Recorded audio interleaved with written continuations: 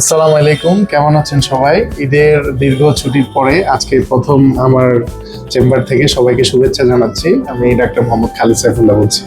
আজকে কথা বলবো গাউট, যেটা এক ধরনের আর্থ্রাইটিস, যেটা রক্তে ইউরিক অ্যাসিডের পরিমাণ বেড়ে গেলে হয়। এটি অত্যন্ত যন্ত্রণাদায়ক হলেও সঠিক জীবনধারা ও চিকিৎসার মাধ্যমে পুরোপুরি নিয়ন্ত্রণ করা যায়। চলেন আমরা জেনে নিই গাউট কি।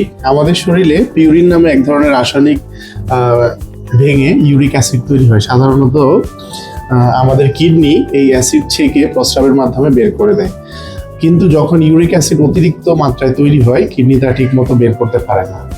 তখন রক্তে জমা ক্রিস্টালের মতো গার্টের জয়েন্টে জমা হয়, যেটা ক্রিস্টালের কারণে তীব্র ব্যথা সৃষ্টি হয়, যাকে আমরা গাউট বলি।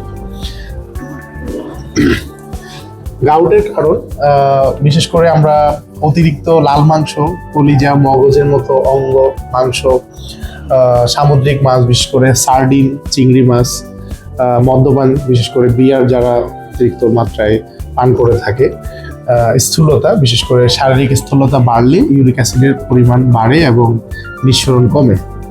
জিনগত অনেকের জেনেটিক্যালি পরিবারে কারো থাকলে আপনার ঝুঁকি বাড়তে পারে। অন্যান্য রোগ যেমন উচ্চ রক্তচাপ, ডায়াবেটিস, কিডনি সমস্যা এবং থাইরয়েডের সমস্যার কারণে ইউরিক অ্যাসিডের মাত্রা বাড়তে পারে। কিছু মূত্রবর্ধক ওষুধ আছে, ডাইউরেটিক্স, যেটার কারণে ইউরিক অ্যাসিড বাড়তে পারে। আরেকটা বিষয় যেটা হলো ডিহাইড্রেশন, পর্যাপ্ত পরিমাণে পানি পান না করলে গাউটের আক্রমণ হতে পারে।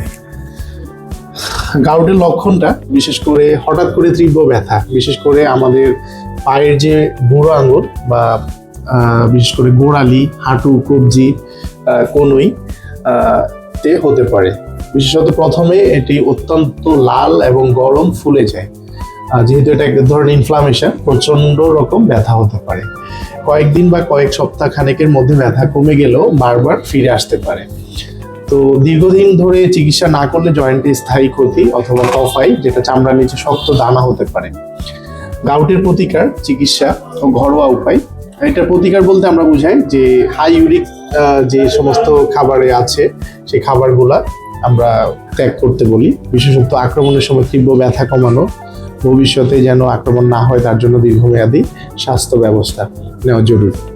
চিকিৎসকের পরামর্শে ওষুধ অবশ্যই আপনাকে ডাক্তারের পরামর্শটা আপনাকে নিতে হবে। তীব্র ব্যথায় বিশেষত আমরা ন্যাপ্রোক্সেন, আইবুপ্রোফেনের মতো NSAID এবং কোলচিসিন অথবা কর্টিকোস্টেরয়েড দিতে পারি। ইউরিক অ্যাসিড দীর্ঘমেয়াদী নিয়ন্ত্রণে আমরা অ্যালোপিরিনল, ফেবুজেট ইত্যাদি ওষুধ আমরা ব্যবহার করে থাকি। অবশ্যই ডাক্তারের পরামর্শ ছাড়া এগুলা ওষুধ গ্রহণ করা সম্পূর্ণ ঝুঁকিপূর্ণ।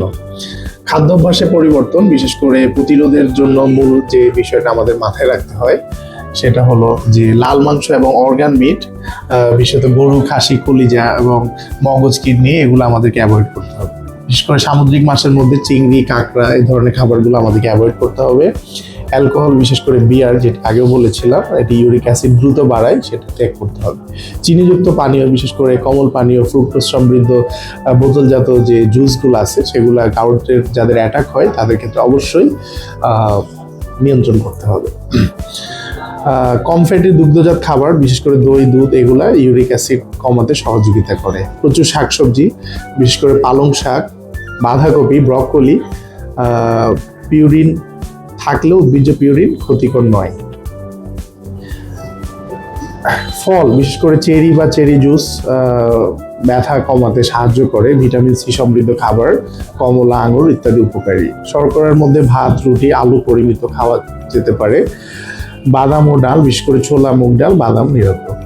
বিশেষ করে পর্যাপ্ত পরিমাণে পানি পান করা এবং চিকিৎসকের পরামর্শ অনুসারে গাউট ম্যানেজমেন্ট আমরা করে থাকি।